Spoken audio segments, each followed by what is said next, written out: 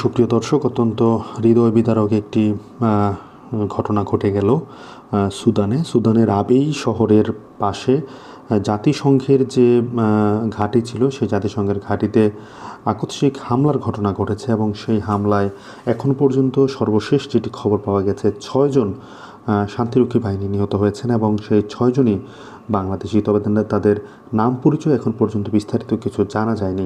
এমনটি জানিয়েছে বাংলাদেশের ইন্টার সার্ভিস পাবলিক রিলেশনস অর্থাৎ আন্তঃবাহিনী জনসংযোগ পরিদপ্তর ISPR। আজ রাতে এক খুদে বার্তায় গণমাধ্যমে এই তথ্য নিশ্চিত করা হয়।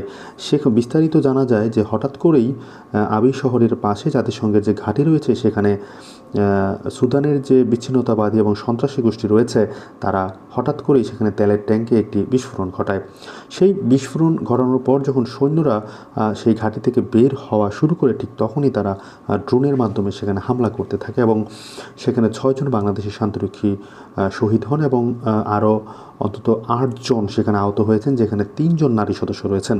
তো এই বিষয়ে কিন্তু আমরা এখন পর্যন্ত দেখেছি যে আমাদের প্রধান উপদেষ্টা শোক জানিয়েছেন এবং আসলে এই মুহূর্তে আমাদের তেমন কিছু করারও নেই। আমরা ভবিষ্যতে বিস্তারিত আরও জানানোর চেষ্টা করব।